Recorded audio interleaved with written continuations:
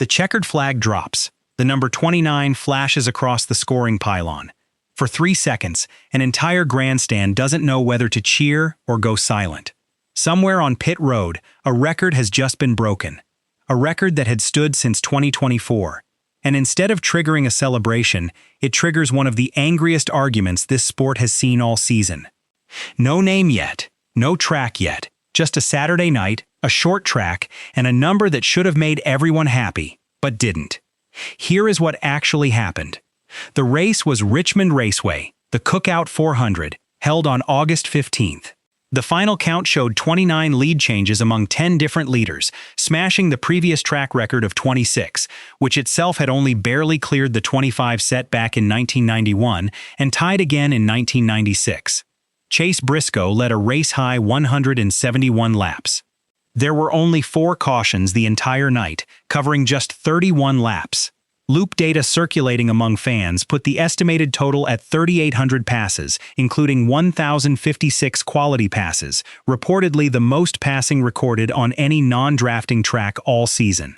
On paper, this was the moment NASCAR could finally answer the short track question fans have been asking about the next-gen car for years. A question that touches almost every short track on the schedule, not just Richmond. If you'd seen that stat line before watching a single lap, would you have called it an instant classic? Drop your guess in the comments before we get to what happened next. And speaking of comments, before we go further, if you're new here, this is NASCAR Trackline TV, and we're closing in on 1,500 subscribers. If breakdowns like this are your thing, hitting subscribe costs nothing and helps this channel keep digging into stories like the one you're about to hear. Alright, back to Richmond.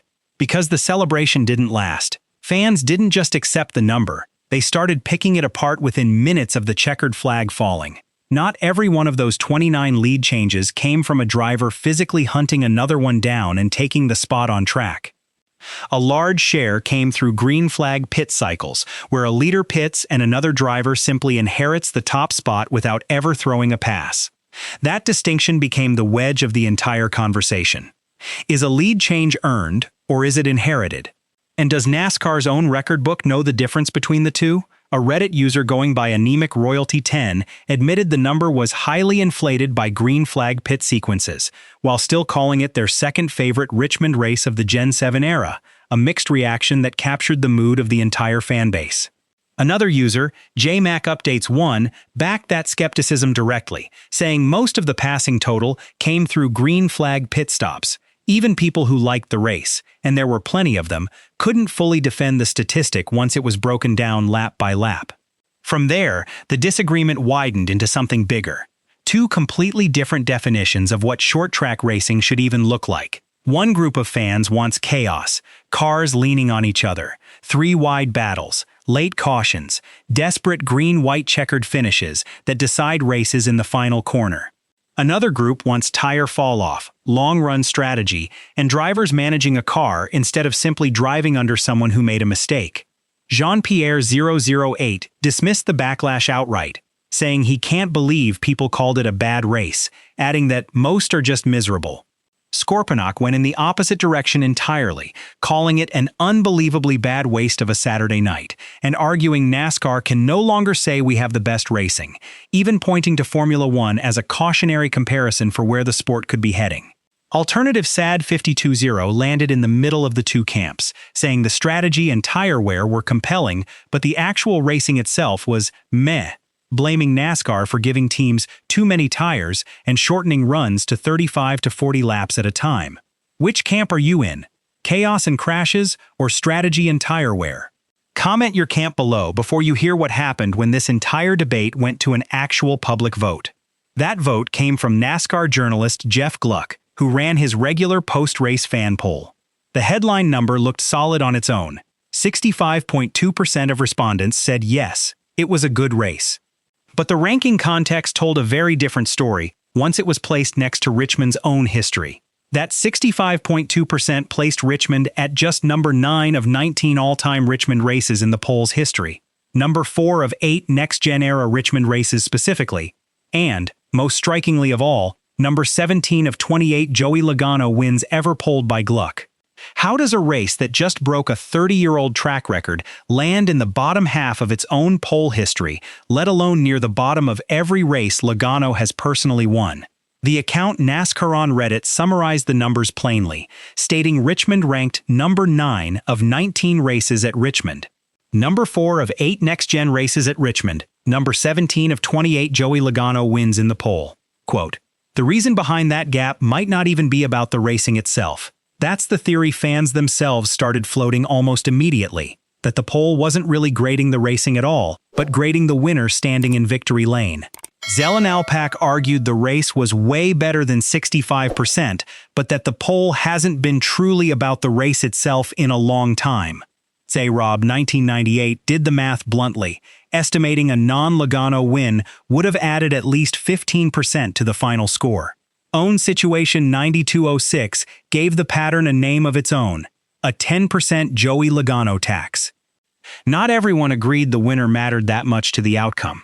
I Am a Ranger 23 pushed back on the idea that Briscoe was somehow cheated out of the win, pointing out Logano had no issue running him down and passing him just before their last stop, a point Mindless Tax 9185 echoed almost word for word in a separate reply. Be honest, if Chase Elliott or Kyle Larson had taken that checkered flag instead of Logano, does that poll number go up? Type your percentage guess below in the comments. There's also a case for the defense, and plenty of fans made it just as loudly as the critics. Raspberry Next 914 argued there were quite a bit of passing through the field, calling the strategies super intriguing and noting tire conservation actually meant something for the first time in a while. Jay Frusty defended Richmond's identity specifically, calling it a great Richmond race that isn't for everyone, praising the long-run versus short-run speed and the two-stop versus three-stop strategy battle that played out over the final quarter of the race. Underneath that praise sat Regan Smith's stolen wins unease, warning that the tires have overtaken the car for the product, suggesting even genuine tire wear might be masking rather than revealing real competition on track. Zoom out, and the structural question gets uncomfortable fast. If NASCAR needs 29 lead changes and thousands of passes just to convince a third of its own audience, is the on-track product actually solved? Or just statistically dressed up for the record book? There is no evidence of manipulation anywhere in this race.